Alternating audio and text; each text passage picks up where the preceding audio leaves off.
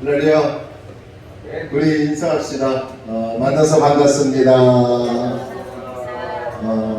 할렐루야. 또 몇 주 만에 이렇게 뵙고 또 악기 소리를 들리는지 모르겠습니다. 오늘 하나님께서 우리의 예배를 받으실 줄로 믿고요. 또 큰 은혜로 채우실 줄로 믿습니다. 저도 마스크를 착용해야 한다 그래서 착용하고 이제 2주간 인도해야 할 것 같은데 어떻게 될지 모르겠어요. 저도 참 이게 벌써부터 답답하지만 여기를 공기를 좀 많이 들어가게 이렇게 하세요. 알겠습니다. 힘드셔서 안 돼요. 하여튼 지혜롭게 할 테니까 여러분들도 제가 좀 버벅대더라도 양해해 주시기 바랍니다. 자, 우리 함께 찬양합시다. 우리 그동안 이제 현장 예배를 못 드렸지만 오늘 현장 예배를 통해서 하나님의 은혜를 더 절실하게 사모하기 원합니다.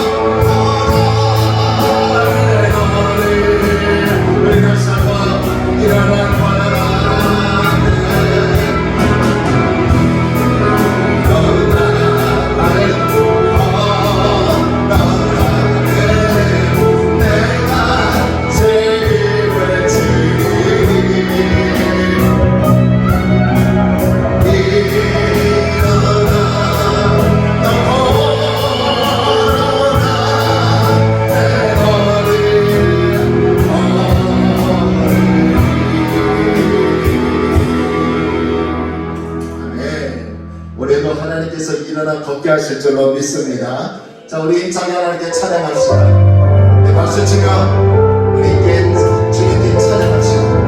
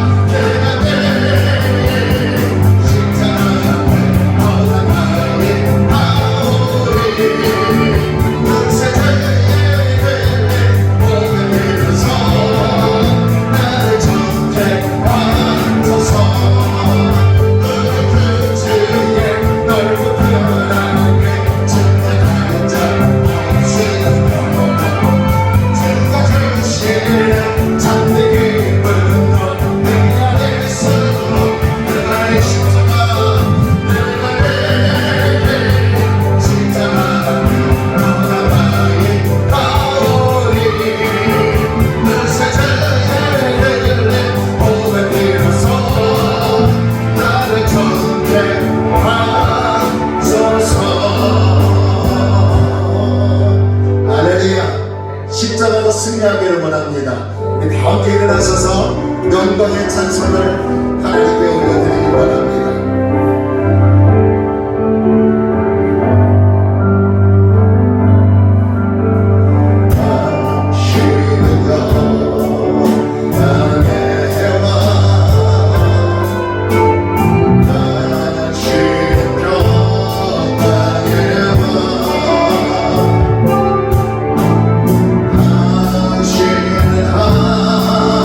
하늘과 나의 주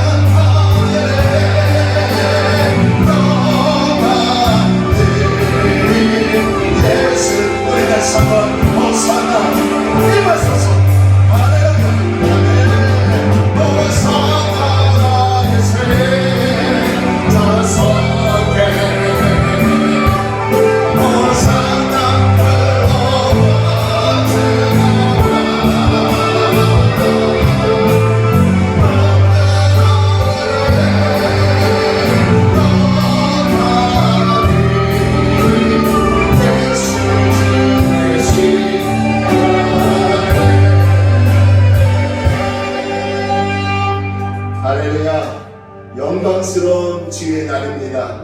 하나님은 영이시니 예배하는 자가 영과 진리로 하나님께 예배해야 될 줄로 믿습니다. 우리 다 함께 사도신경으로 신앙을 고백함으로 1월 24일 또 2021년 처음으로 현장 예배 시작하는 거죠. 주일 예배를 하나님께 드리겠습니다. 우리 다 함께 사도신경으로 신앙을 고백합니다. 전능하사 천지를 만드신 하나님 아버지를 내가 믿사오며 그 아들 우리 주 예수 그리스도를 믿사오니 이는 성령으로 잉태하사 동정녀 마리아에게 나시고 본디오 빌라도에게 고난을 받으사 십자가에 못 박혀 죽으시고 장사한 지 사흘 만에 죽은 자 가운데서 다시 살아나시며 하늘에 오르사 전능하신 하늘의 편에 앉아 계시다가 절로서 산자와 죽은 자를 심판하러 오시리라. 성령을 믿사오며 거룩한 공예와 성도마서로 교통하는 것과 죄를 사하여 주시는 것과 몸이 다시 사는 것과 영원히 사는 것을 믿사옵나이다. 아멘. 다 함께 자리에 앉으시면서 찬송가 88장 찬양합니다. 찬송가 88장 찬양합니다.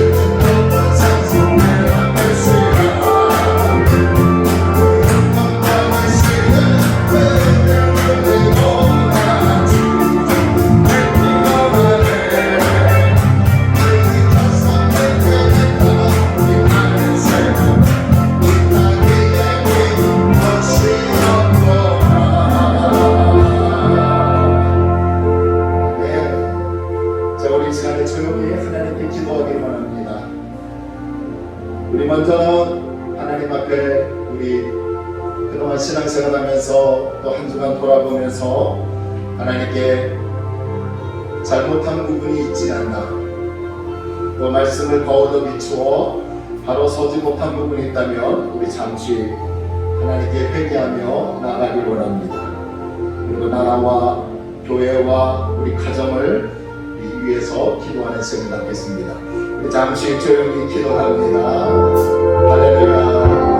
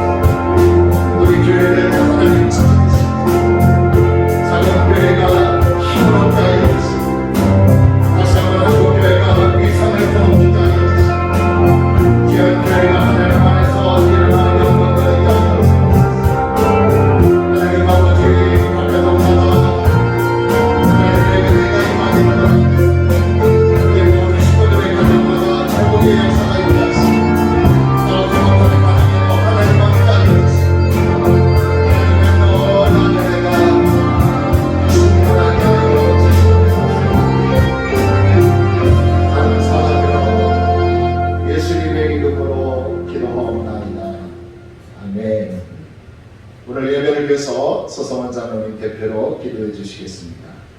다 같이 기도드리겠습니다.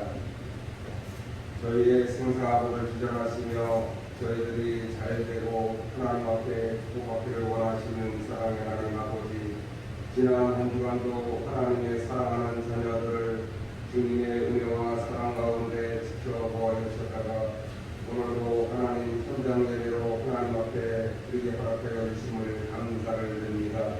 또한 하나님 아버지, 코로나로 인하여 많은 사람들이 힘들어하고 어려워하고 또 많은 생명들이 사라지고 있습니다. 사랑하는 다른 교회 성도들을 하나님의 은혜와 사랑 가운데 지켜보아 주심을 감사를 드립니다.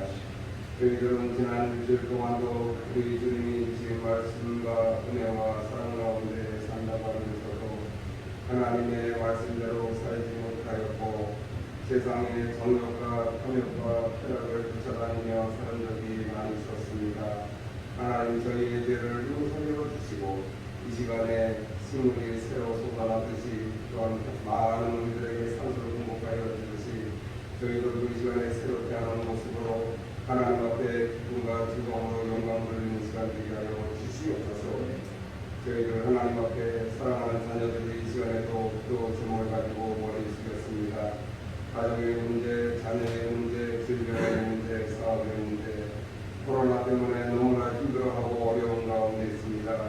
사랑하는 자녀들 하나님께서 눈동자와 같이 지켜보아야 해서 이 어려운 시기를 하나님의 가운데 극복하게 하여 주시고 하나님 고난은 축복의 토나라고 주님께서 말씀하셨사오니 이 어려운 시기를 잘 넘기게 하여 주셔서 주님 앞에 축복받는 귀한 자녀들 직장과 가정과 사업장들을 되게 하여 주시옵소서. 사랑의 하나님 아버지, 이 시간에도 질병 때문에 고생하는 주님의 자녀들 많이 있습니다. 하나님 주님의 능력으로 머리에 안수하여 주셔서 하나님 고쳐 주시옵소서. 주님의 능력이 임하게 하여 주시고 또한 하나님 본능으로 저희들이 고침받아서 우리 주님 사랑하며 살아가는 저희 모두를 위하여 주옵소서. 또한 이 시간에 이 나라의 민족을 위하여 기도드립니다. 이 나라의 민족을 불쌍히 여겨주시고 대통령을 비롯하여 용자들이 하나님을 부여하게 하시고 주님이 주시는 지혜와 총명으로 정치, 경제, 사회 안정되게 도와 주시옵소서. 코로나 때문에 많은 교회들도 힘들어하고 있습니다. 불철주야로 하나님 이곳저곳 달려가서 많은 하나님 일을 하고 있습니다.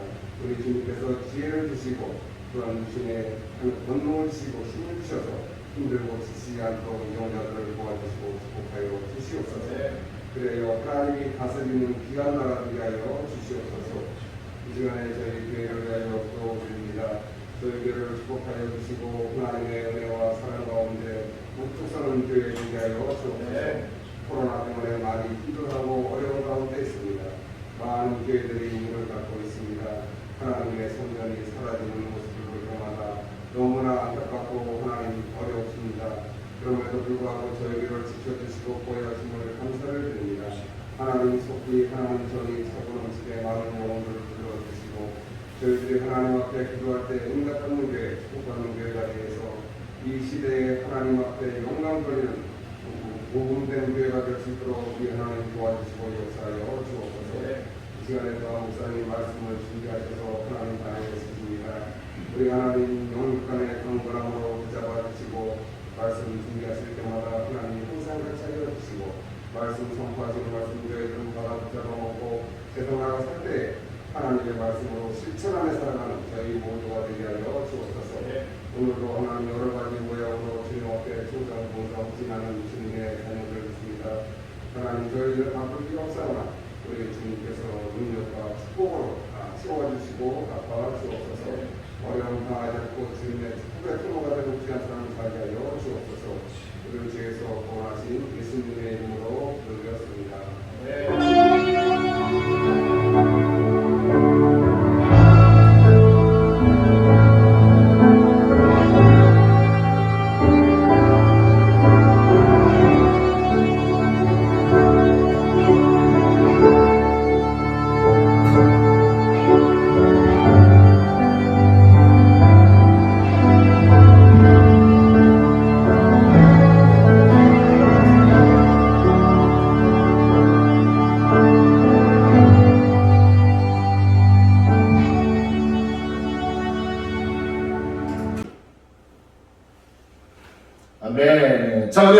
말씀은 우리 계속해서 야고보서를 보도록 하겠습니다. 야고보서 3장 1절로 12절 말씀입니다.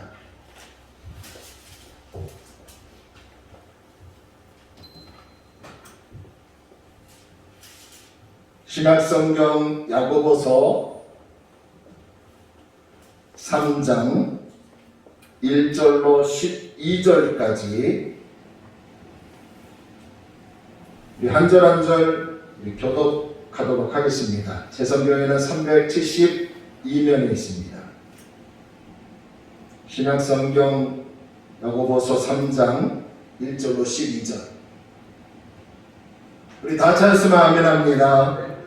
자, 우리 한 절 한 절 우리 서로 교도합니다. 제가 먼저 한 절 있습니다. 내 형제들아, 너희는 선생된 우리가 더 큰 심판을 받을 줄 알고 선생이 많이 되지 말라.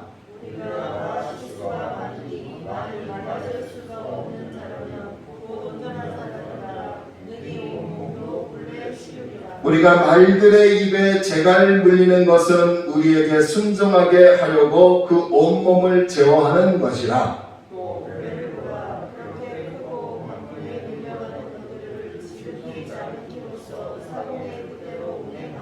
이와 같이 혀도 작은 지체로 돼 큰 것을 자랑하도다. 보라, 얼마나 작은 불이 얼마나 많은 나무를 태우는가.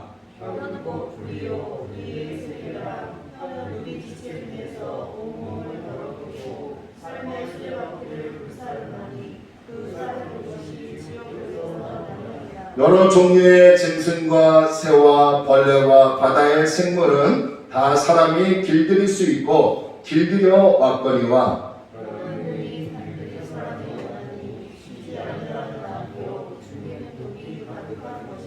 이것으로 우리가 주 아버지를 찬송하고 또 이것으로 하나님의 형상대로 지음받은 사람을 저주하나니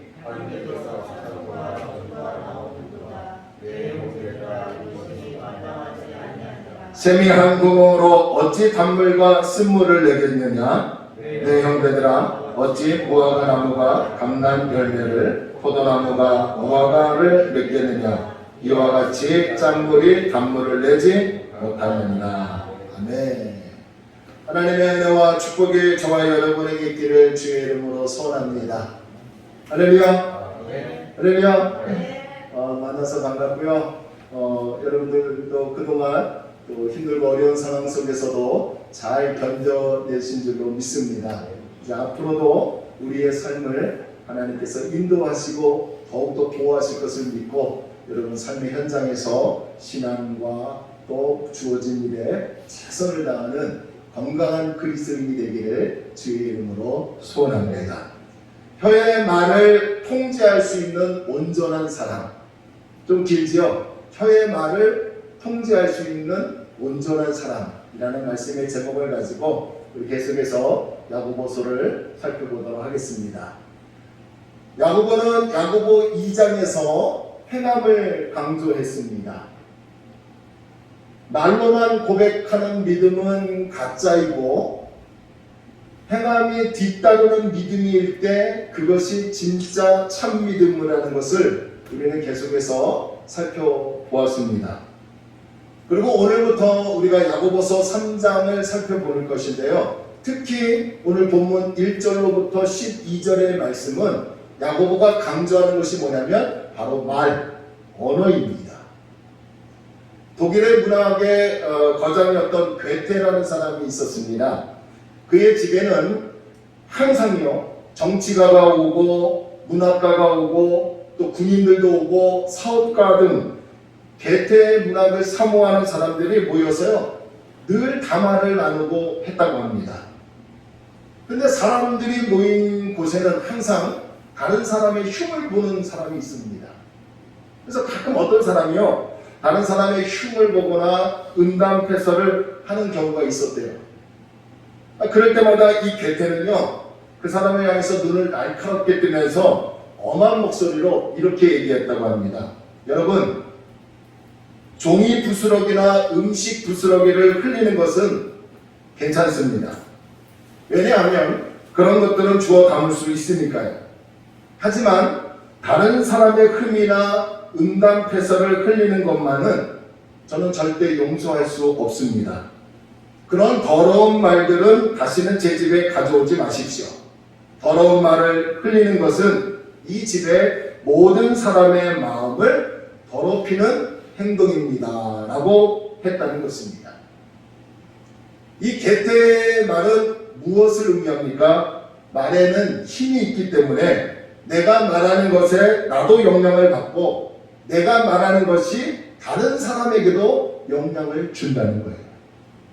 함부로 말하고 독한 말을 하고 날카로운 말을 하고 짜증을 내는 말, 또 분노의 말은 내 마음만 아니라 다른 사람의 마음도 상하게 하고 몸을 상하게 하고 관계를 깨트린다는 거예요.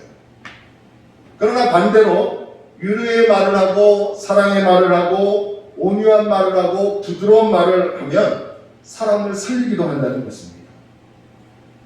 여러분, 우리는 뉴스를 통해서 아마 보셨을 겁니다. 최근에 가수 강원래 씨가 아무 생각 없이 그냥 분노에 차서 말 한마디를 잘못해서 큰 곤욕을 치르지 않았겠습니까? 자신은 사실 그런 의도로 말한 것은 아니라고 하지만 그 말을 받아들이는 사람들은 오해할 수가 있어요. 또 문제는 그의 말에 SNS에서 댓글을 달면서 언어 폭력을 쏟아냈다는 거예요. 그래서 어떤 사람은 심각하게 장애인 주제라고 하며 비방의 댓글을 남겼어요. 이런 댓글을 본 강원래 씨가 오히려 큰 상처를 받고 공개적으로 사과를 했을 계속해서 우리에게 가르쳐주고 있습니다. 하나님은 우리를 진리의 말씀으로 태어나게 하셨어요.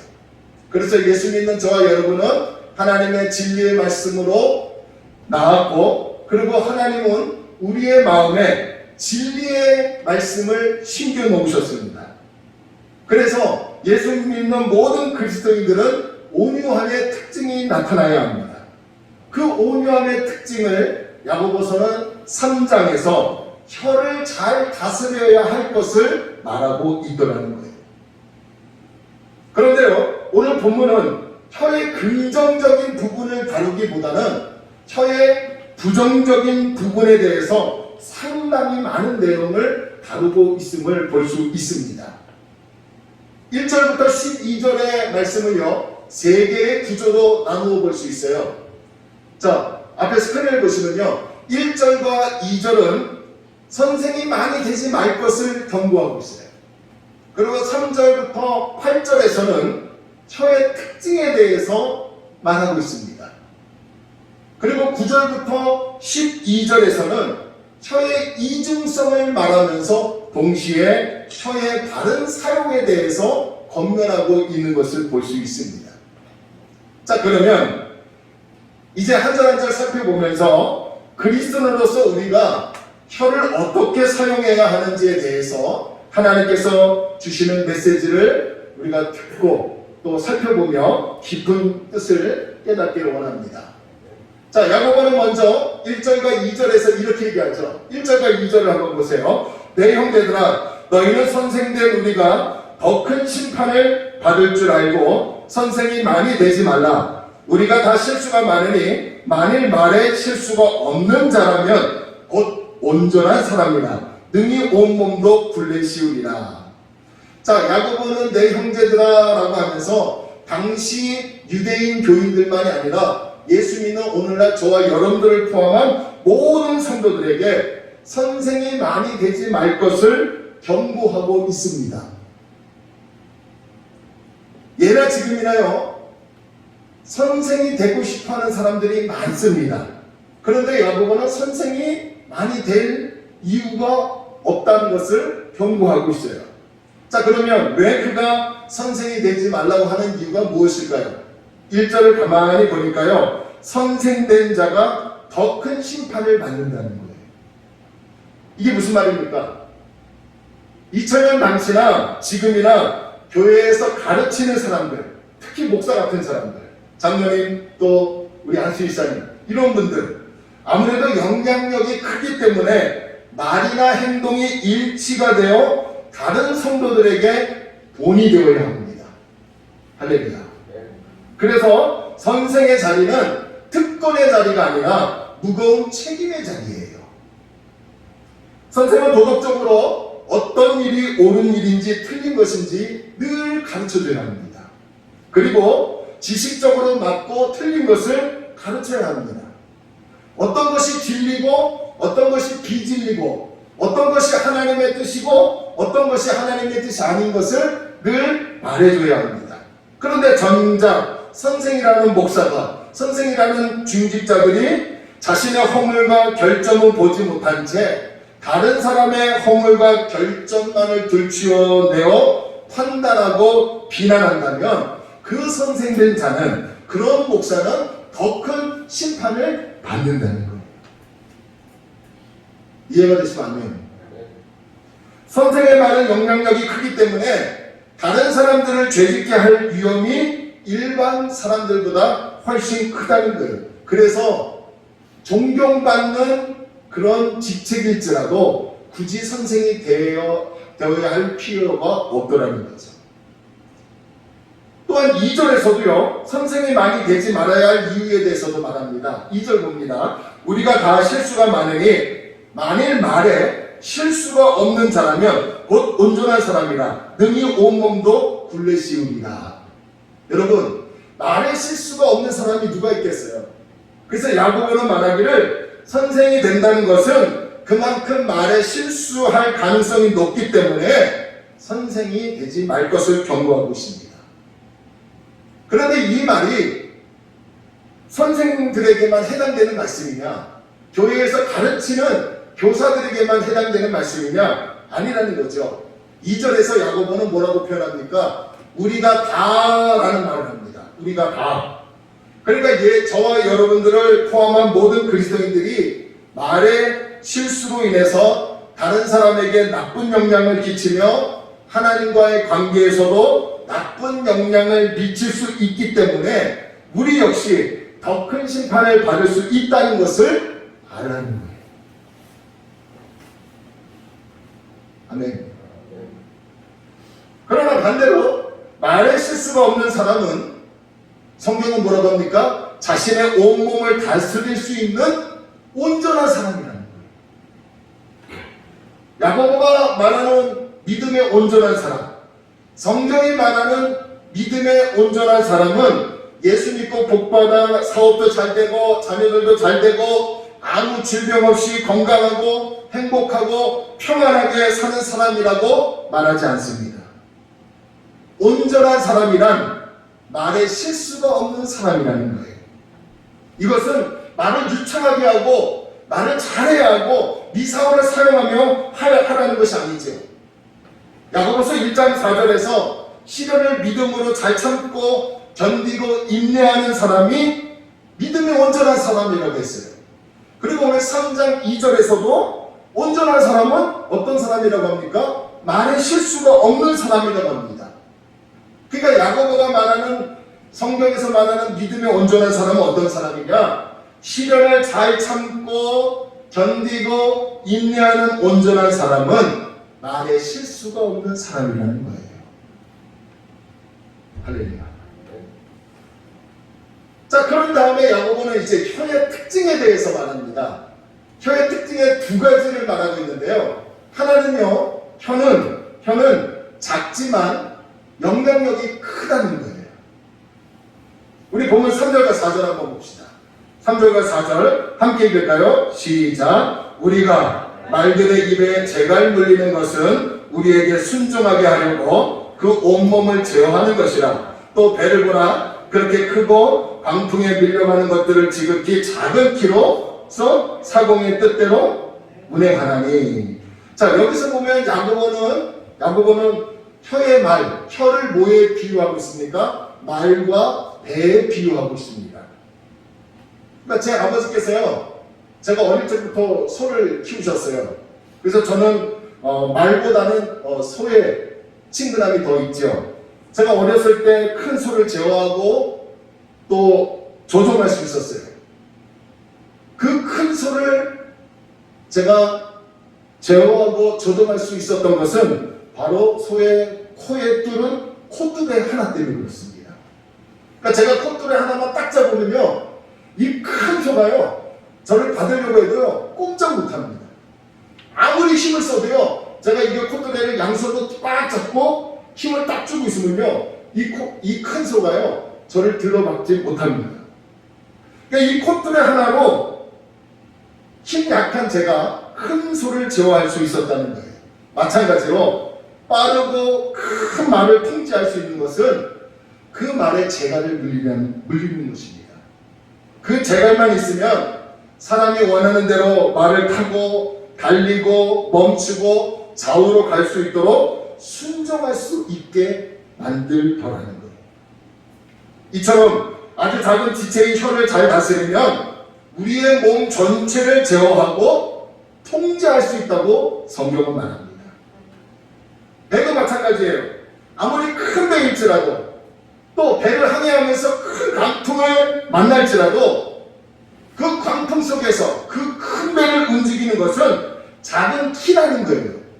그 작은 키를 선장이 잘 조정하면 선장이 가고자 하는 곳으로 끌고 갈 수 있다는 것입니다. 이것은 무엇을 말합니까? 우리 인생에 거친 파도가 분명히 올 수 있다는 거예요. 흔들리고 요동칠 수 있는 순간순간이 온다는 거예요. 작년부터 올해까지 코로나로 우리 얼마나 힘들었어요. 생각지도 않은 감염병, 알지도 못하는 이 감염병, 얼마나 큰 광풍이 불었어요. 교회마다, 우리 교회도 그렇고 가정마다 정말 이구동성으로 어려운 가운데 있습니다. 그럴 때 아무리 광풍이 불어오는 큰 시련이 찾아온다 할지라도 성경은 뭐라고 하느냐, 저와 여러분들이 내뱉는 그 혀의 말을 어떤 말을 하느냐에 따라서 그 시련을 이길 수도 있고 무너질 수도 있다는 거예요. 그러니까 그만큼 어떻게 나의 혀를 통제하느냐가 중요한 거예요. 어떤 상황이든 어떤 시련이든 평안하든 불안하든 두려운 상황이든 내 혀를 어떻게 제어하고 통제하느냐에 따라 내 인생 몸 전체가 달라질 수 있다는 거죠. 그리고 5절과 6절에는요, 혀를 불에 비유합니다. 5절과 6절 보실래요? 이와 같이 혀도 작은 지체로되 큰 것을 자랑하도다. 보라, 얼마나 작은 불이 얼마나 많은 나무를 태우는가. 혀는 곧 불이요 불의의 세계라. 혀는 우리 지체 중에서 온몸을 더럽히고 삶의 수레바퀴를 불사르나니 그 사르는 것이 지옥불에서 나느니라. 여러분, 재갈이 큰 말을 통제하고요, 작은 배의 키가 큰 배를 움직이듯 5절에서 이와 같이 우리의 작은 지체인 혀, 우리 몸에 있는 지체 중에 이 혀는 얼마나 작습니까? 이 작은 혀가 없는 것을 있는 것처럼 꾸며내며 큰 것을 자랑하는 거예요. 이게 무슨 말이냐면요, 쉽게 말씀드리면 왜 이런 사람이 있잖아요. 아무것도 없으면서 말로는 자신이, 집안이, 자녀들이 대단한 것처럼 크게 자기를 자랑하는 사람이 있어요. 우리 주변에 있잖아요. 또 교회 안에도 있을 수 있어요. 아무것도 할 수 없으면서 말로는 큰 일을 할 수 있다고요, 자기 자랑만 늘어놓는 사람들이 있잖아요. 그걸 얘기하는 거예요. 그러니까 우리의 혀를 사용하는 인간의 마음이 그렇게 한다는 것이죠, 성경은. 그러면서 5절 중반절부터 보시면 뭐라고 하느냐, 보라라고 합니다. 보라. 혀를 불에 비유하면서 이제 혀의 부정적인 면을 아주 아주 낱낱이 다루고 있습니다. 자, 여기서 야고보는 작은 불이 많은 나무를 태우듯이 마찬가지로 우리의 지체 중에 이 작은 혀가 불과 같아서 우리의 몸 가운데서 불의의 세계, 악한 세계를 만들어낸다는 거예요. 뭐가요? 혀의 말이. 혀가 작지만 우리의 온몸을 더럽히고 인생이라는 수레바퀴에 불을 지르고 결국 나중에는 혀도 지옥불에 타버린다는 것입니다. 자, 이게 무슨 말일까요? 말 한마디 때문에 부모와 자녀가, 형제들끼리, 친척끼리, 이웃끼리 칼부림이 나고 뜻하지 않는 큰 사건과 사고가 일어났다고 우리는 종종 뉴스를 통해서 접하고 있지 않습니까? 무심코 던지는 작은 말들이 상대방에는 큰 상처가 되고 헤어나올 수 없는 고통을 준다는 거예요. 분이 가득한 말을 쏟아내면 그 쏟아낸 분노의 말이 무섭게 날이 선 칼날이 되어 여러 많은 심령들을 죽일 수도 있다는 거예요. 마치 지옥불을 보듯이 말입니다. 우리 몸의 지체 중에서요, 사탄에게 가장 잘 이용당하고 있는 것이 뭐냐? 혀입니다. 말입니다. 말. 그리고 가장 파괴력이 높은 것이 뭐냐? 바로 혀라는 거예요. 이런 의미에서 교회 공동체의 많은 부분, 교회 구성원들이 혀를 어떻게 사용하고 어떤 말을 하는지에 따라 달렸다고 말할 수도 있습니다. 이건 교회만이 아니라 가정에서도 직장에서도 마찬가지예요. 저와 여러분들이 혀를 어떻게 사용하고 어떤 말을 하는지에 따라 사람을 살리기도 하고 죽이기도 하며, 남편을 살리기도 하고 아내를 살리기도 하고 자녀를 살리기도 하고 이웃을 살리기도 하고, 반대로 어떤 말을 하느냐에 따라 죽일 수도 있더라는 거예요. 하나가 되게 하기도 하고 분열을 일으킬 수도 있다는 것을 성경은 우리에게 가르쳐주고 있습니다. 여러분, 말로 받은 상처는요, 잘 치유가 되지 않고요, 참 오래갑니다. 우리 가정을 음해하고 나 개인을 음해하고 또 교회를 음해하고 그러면요, 그것을 들은 목사나 그것을 들은 우리 식구들, 나 당사자는요, 정말 큰 상처를 받습니다. 그런 상처는요, 용서가 쉽게 되지 않을 때가 많아요. 잘못 사용하는 혀의 말은 우리의 영혼을 갉아먹게 되더라는 것이죠. 그래서 야고보는 이렇게 잘못 사용하는 혀의 말이 불의의 세계, 악한 세계를 만들어서 우리 온몸을 더럽히고 인생이라는 수레바퀴에 불을 지르며, 이런 혀의 말이 결국 사탄의 역사이기 때문에 지옥에서 나온 불이라고 우리에게 도전하고 있습니다. 그래서 3절에서 6절까지 야고보는 혀를 재갈, 배의 키, 불에 비유하며 작은 혀가 그만큼 우리의 인생에 큰 영향력을 끼친다는 것을 우리에게 가르쳐주고 있어요. 자, 그런가 하면 혀의 두 번째 특징 가운데 하나가 또 뭐냐? 혀는 조절하거나 길들이기 어렵다는 거예요. 자, 우리 보면 7절과 8절 한번 봅시다.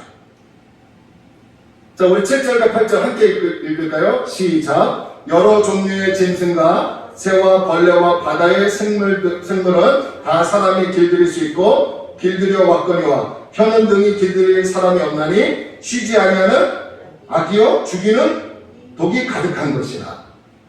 여러분, 그동안 인류는요, 여러 종류의 짐승과 새나 벌레나 바다의 생물들을 쉽지는 않지만 길들여 왔고, 또 그런 동물들은 길들일 수 있대요. 근데 성경은 유독 길들이지 못하는 것이 있대요. 그게 뭐냐? 혀라는 거예요. 우리의 말이래요. 그래서 혀는 쉬지 않는, 다시 말하면 걷잡을 수 없는 악이래요. 그러니까 저도 곰곰이 생각해보니까, 설교 준비하면서 곰곰이 생각해보니까요, 제가 분노의 감정에서 쏟아내는 그 말은요, 정말 걷잡을 수 없는 그런 말이었더라고요. 그렇죠? 그러니까 그럴 때가 있어요. 그래서 성경은 쉬지 않는, 걷잡을 수 없는 악이며 죽음에 이르게 하는 무엇으로 가득 찼다고요? 도구로 가득 찼대요. 뭐가요? 혀가. 자, 그러면 성경은 그러면 말하지 말라는 걸까요? 그건 아니죠. 그러면 정말 우리의 혀를 길들일 수 있게 하는 것이 없을까요? 자, 이것을 역으로 한번 생각해 봅시다. 우리의 혀를 길들이기 위해서는, 그렇다면 세상의 것이 아니라, 땅의 것이 아니라 하늘에서 내려오는 하나님이 주시는 지혜가 필요하지 않을까요? 그래서 그 지혜로 판단하고 혀를 통해서 내뱉는 언어가 되어야 되지 않을까요? 그렇다면 조금 더 깊이 그 지혜가 담긴 하나님의 말씀이 우리에게 필요하다는 거예요. 할렐루야. 하나님의 말씀에 우리의 혀가 지배를 받고 통제를 받는다면 혀의 말이 걷잡을 수 없는 악이 아니라 선이 될 수 있고요. 죽음에 이르게 하는 독이 아니라 사람을 살리는 약이 될 수 있다는 거예요. 하나님의 말씀은 나를 살리고 다른 사람을 살리게 하는 능력이고요. 생명입니다. 반대로 하나님의 말씀에 통제를 받지 않고 하는 말, 성령 하나님의 통제를 받지 않고 하는 혀의 말은 오늘 성경이 얘기합니다. 죽이는 독이 될 수 있더라는 거죠. 이해가 되시면 안 해요? 자, 그런 다음 야고보는 이제 마지막으로 혀의 이중성과 동시에 혀의 바른 사용에 대해서 권면을 합니다. 자, 혀의 이중성에 대해서 한번 봅시다. 본문 9절과 10절. 자, 함께 읽을까요? 시작. 이것으로 우리가 주 하나님을 찬송하고 또 이것으로 하나님의 형상대로 지음을 받은 사람을 저주하나니 한 입에서 찬송과 저주가 나오는도다. 내 형제들아 이것이 마땅하지 아니하니라. 자, 지금 야고보는 뭐라고 합니까? 한 입으로 하나님을 찬양하고 그 찬양한 한 입으로 하나님의 형상대로 지음받은 사람들을 무엇한다고 합니까? 저주한대요. 그거를 지금 우리에게 지적하고 있어요. 예수 믿지 않는 사람들에게 하는 게 아니에요. 예수 믿는 저와 여러분들에게 하고 있는 거예요. 당시 2000년 그 야고보 그 흩어진 교인들에게만 하는 게 아니라 2000년 후인 오늘날 모든 그리스도인들에게 한 입으로 하나님을 찬양하면서 그 찬양한 입을 가지고 다른 사람을 비방하고 다른 사람을 판단하고 다른 사람을 욕하고 있더라는 거예요. 그게 어디라고요? 지금 교회 안에서 지금 그렇게 행해지고 있더라는 거죠. 그러니까 2000년 전 교회나 지금의 교회나 한 입으로 하나님을 찬양하고 귀입으로 다른 사람을 판단하고 비방하는 일들이 일어났고 지금도 일어나고 있더라는 거예요. 그래서 오늘 성경은 강력하게 우리에게 메시지를 주고 있습니다. 진리의 말씀으로 거듭나 태어났고 마음에 하나님의 진리의 말씀이 심겨져 있는 그리스도인들이라는 사람이 한 입으로 하나님을 찬양하면서 그 찬양한 입으로 다른 사람, 하나님의 형상대로 지음받은 다른 사람을 저주할 수 없더라는 거예요. 그렇게 해서는 안 된다는 거예요. 예수 믿는 사람들이 하나님을 찬양하는 선한 마음을 가졌다면 그 선한 마음에서 언제나 선한 말이 나와야 할 것을 성경은 말하고 있습니다. 그 누구도 저주해서는 안 되고요. 욕을 해서도 안 되고요. 시기와 질투의 말을 쏟아내서도 안 돼요. 그것은 성경이 뭐라고 합니까? 옳지 않대요. 왜냐하면 하나님은 찬양에 관심 있는 게 아니에요. 그 찬양을 드리는 사람에게 관심을 두고 있는 거예요. 이해가 되시면 아멘. 뿐만 아니라 저와 여러분들은 진리의 말씀으로 죄와 사망에서 거듭난 존재였기 때문에 또 하나님의 말씀이 우리 마음에 심겨져 있기 때문에 그 심겨진 말씀의 온유함의 특징이 나타나야 하는데 저주가 아니라 다른 사람을 죽이는 말이 아니라 하나님을 찬양하는 그 입으로 다른 사람을 축복해 줄 수 있어야 한다는 거죠. 그래서 야고보는 9절과 10절에서 혀의 이중성을 얘기합니다. 그러면서요 11절과 12절에서도 이중성을 얘기하면서 이제 혀를 좀 바르게 사용했으면 좋겠다라고 하며 결론을 내립니다. 11절과 12절을 보세요. 11절과 12절 샘이 한 구멍으로 어찌 단물과 쓴물을 내겠느냐. 내 형제들아 어찌 무화과가 감람 열매를 포도나무가 무화과를 맺겠느냐. 이와 같이 짠물이 단물을 내지 못하느니라. 자, 여기서 강조하는 게 뭐예요? 한 샘, 한 나무라는 게 주목하시기 바랍니다. 한 샘, 한 나무. 한 샘에서 단물과 쓴물, 쓴물과 단물이 나올 수 없대요. 한 나무의 뿌리에서 다른 여러 종류의 열매를 맺을 수 없대요. 그쵸? 맞죠? 이와 같이 예수 믿는 그리스도인들이 한 입에서 하나님을 찬송하는 말이 나와야 하고 그 찬송한 한 입으로 하나님의 형상대로 지음받은 모든 사람들에게 저주가 아닌 축복의 말을 해줄 수 있어야 한다는 거예요. 하나님을 찬송하는 입에서 악한 말, 저주하는 말, 남을 해하는 말, 교만의 말, 자기만 자랑하는 등의 이런 말이 나와서는 안 된다는 거예요. 그런 입에서 나오는 찬양은 하나님이 받지도 않으신대요. 이게 오늘 본문 1절부터 12절의 내용이에요. 자, 그러면 여기서 마치면 혀를 어떻게 하라는 거예요? 그것밖에 안 되잖아요. 자, 그러면 이제 우리는 어떻게 해야 우리의 혀를 통제하고 우리의 말을 하나님을 찬양하고 이웃을 축복하는, 그래서 나를 살리고 남편과 아내와 자녀와 다른 이웃들을 살릴 수 있을까요? 예수님은요 이런 말씀하셨어요. 마태복음 15장 18절에서 이런 말씀하셨어요. 입에서 나오는 것들이 마음에서 나온다라고 합니다. 그러니까 내 마음에 무엇을 채웠느냐에 따라서 그 마음속에 있는 것들이 입으로 나온대요. 그러면 이 말을 역으로 내 마음에 세상 타락한 것들을 채우기보다는 하나님의 말씀으로 채워야 합니다.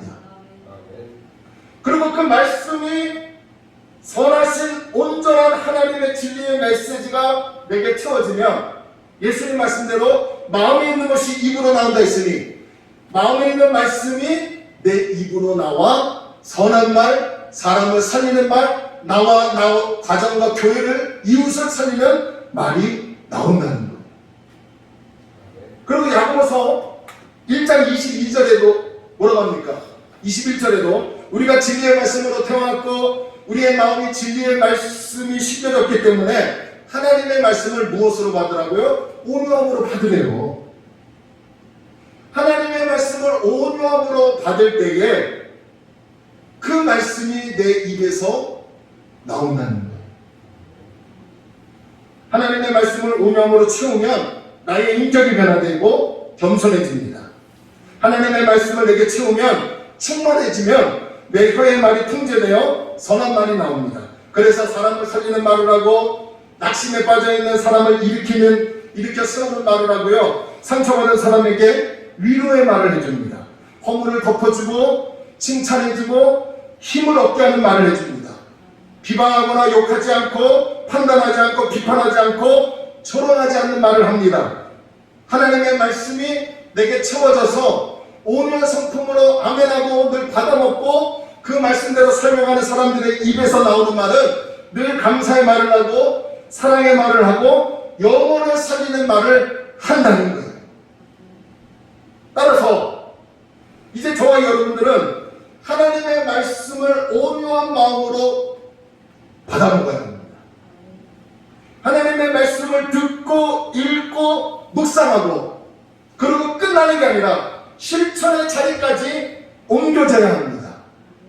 그렇게 될 때 우리의 마음이 하나님의 말씀으로 통제가 되고 말쟁이가 아니라 그래서 혀로 하나님을 찬양하고 그 하나님을 찬양한 혀로 다른 사람을 저주가 아닌 축복으로 권면해서 믿음의 온전한 사람, 말에 실수가 없는 믿음의 온전한 그리스도인으로 세워진다는 것을 성경은 말씀하고 있습니다.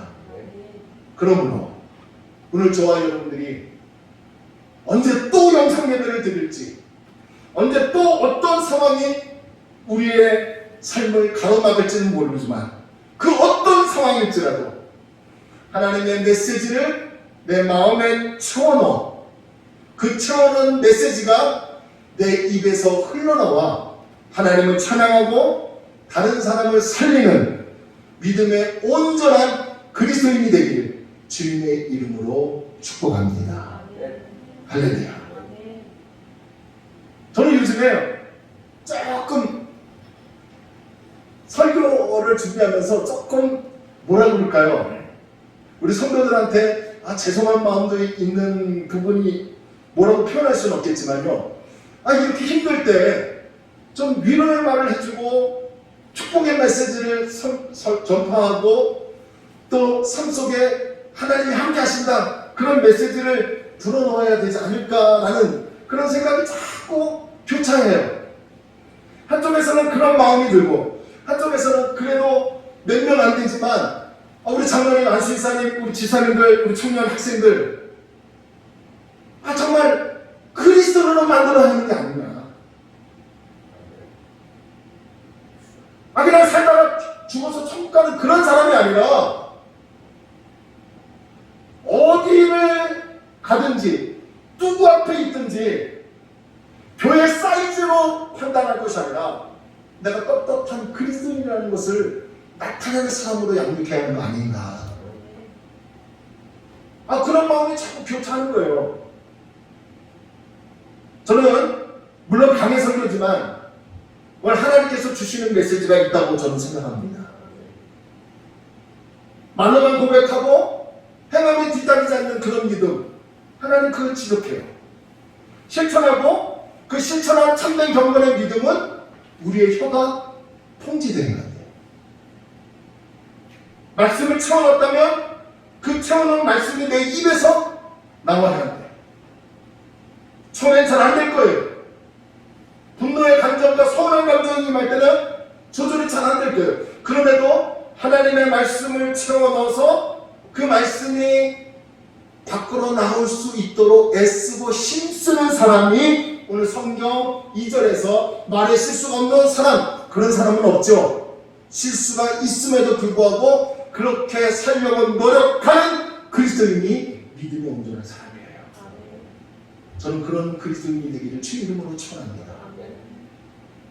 그래서 저는 하나님 앞에 부름받을 때 그래도 너는 정말 내 말을 가르치려고 노력한 목사였구나, 그렇게 판단받고 싶어요. 저는 여러분들에게 그렇게 판단받는 목사가 되고 싶어요. 그래서 우리 모두가 하나님 말씀에 힘을 얻고 그 말씀을 채워넣어 내뱉는 이 혀의 말이 다른 사람을 살리는, 하나님을 높이는 건강한 그리스도인 되기를 주의 이름으로 축원합니다. 찬양합시다. 우리는 연약합니다. 그래서 주님의 도움이 필요할 것을 우리는 믿고 있습니다. 그래서 주님이여 이 손을 꼭 잡고 가소서. 약하고 피곤한 이 몸을 폭풍 후 흑암 속 해치사 빛으로 손잡고 날 인도하소서. 우리 찬양 드릴 때요, 정말 하나님의 도움을 바라보며 찬양합시다. 그냥 아무 생각 없이 내뱉는 그런 혀를 조심하네요.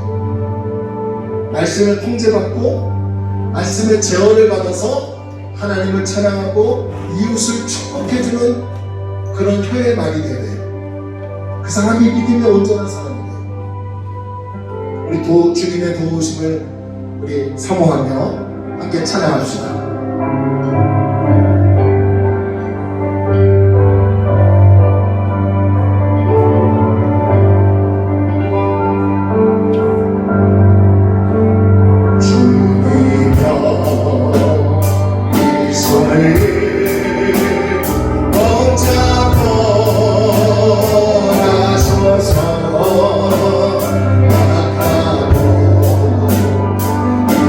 나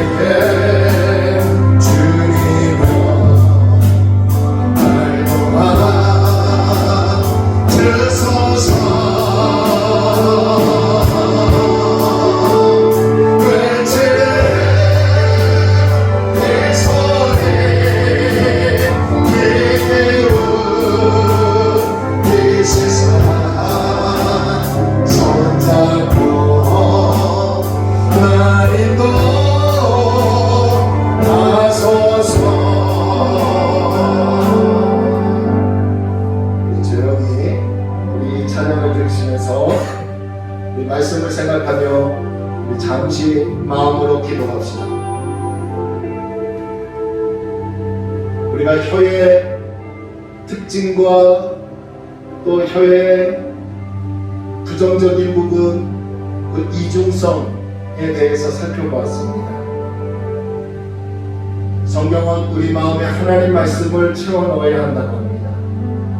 그 말씀이 입 밖으로 나온대요. 내 마음에 무엇을 채우느냐에 따라 혀의 말에서 튀어나온다고 합니다. 우리의 의지와 감정은 혀의 말이 긍정적일 수 없어요. 악이 되고 독이 될 수밖에 없습니다.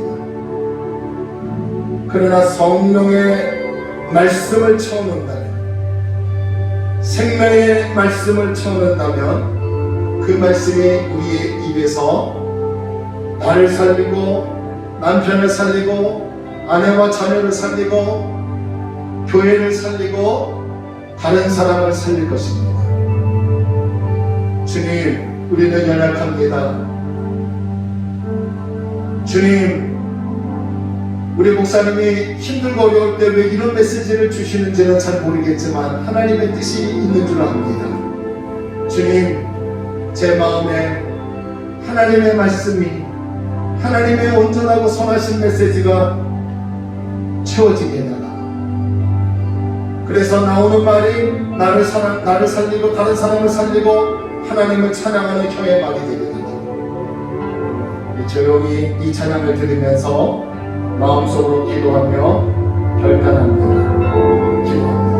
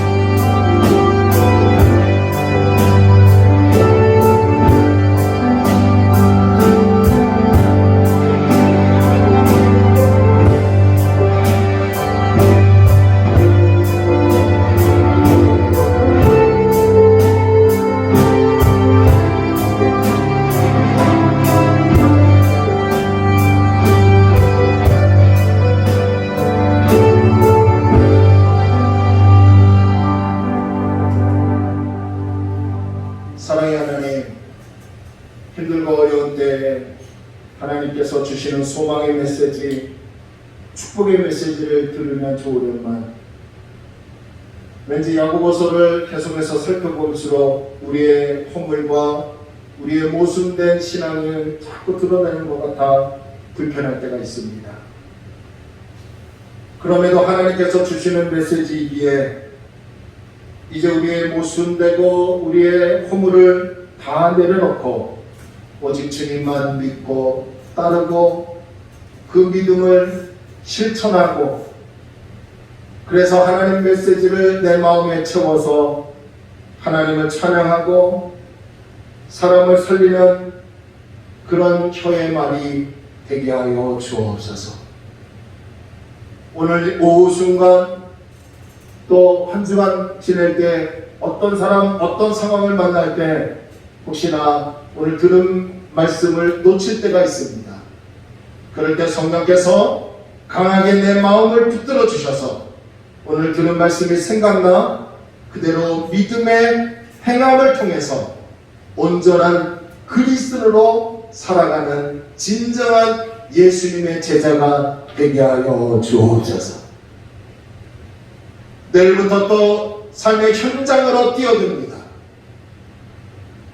그 현장에서 고되고 힘들지만 하나님이 주시는 참 기쁨이 회복되게 하여 주옵시고, 그래서 주어진 상황에 잘 감당하게 하시고, 그러므로 가정이 살고 나를 위해서 사업장과 직장이 살고 우리 성도들로 인하여 주님의 몸된 교회가 사는 하나님의 역사가 일어나게 하여 주옵소서.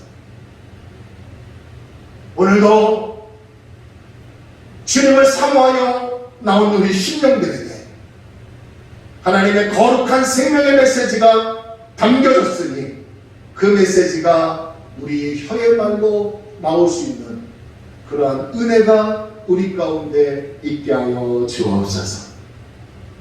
감사드리며 이 모든 말씀 예수님의 이름으로 간절히 기도 올려옵나이다. 아멘.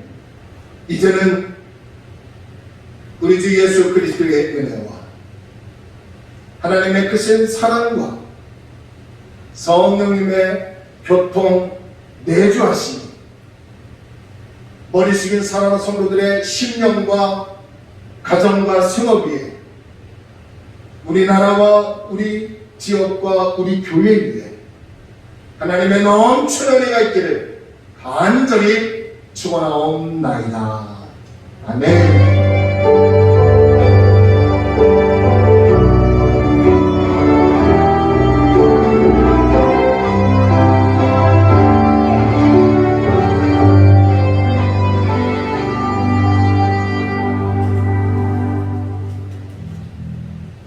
할렐루야. 우리 하나님께 영광을 드리겠습니다.